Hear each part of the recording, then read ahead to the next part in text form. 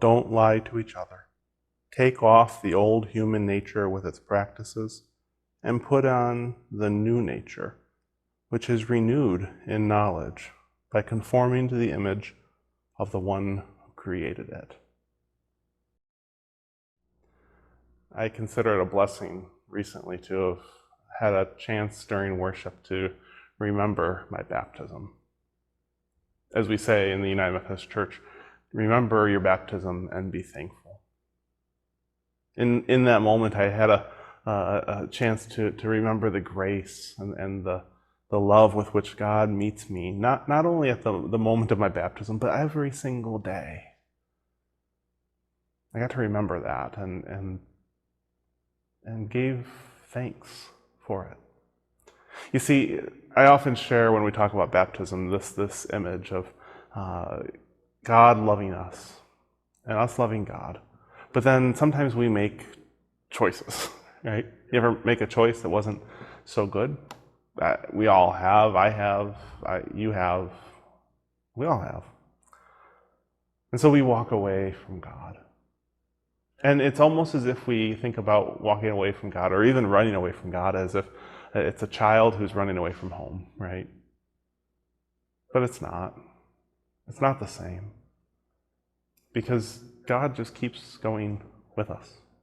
Wherever we go, God goes. Wherever we find ourselves, God goes and finds himself, herself, themselves. God is always with us. In the high times and those lowest times, God is with us. Just think of all the places God has been. This passage might sound a little bit confusing and a little bit out there, but it's really not. Here's what I think is being conveyed to us is this idea that we need to have something new within us. We need to take off that which is full of all the old ways of doing stuff, the running away ways, right? It's almost like an outer shirt that we just need to take away. And then it's not just enough to take it off. It's not just enough to remove the shirt. We then have to put something else on. And that's where we hear this language of something new. And there's an interesting word chosen in this passage. That word is renewed. To put on something new that has been renewed in knowledge. What does that mean? What is any of that about? Here's what I think is being told to us here.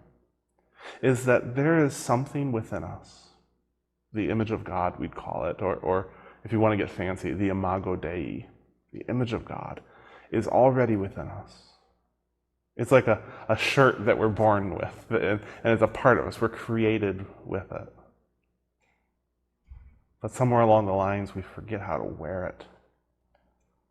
And so we start putting on our old ways, the ways of running away from God.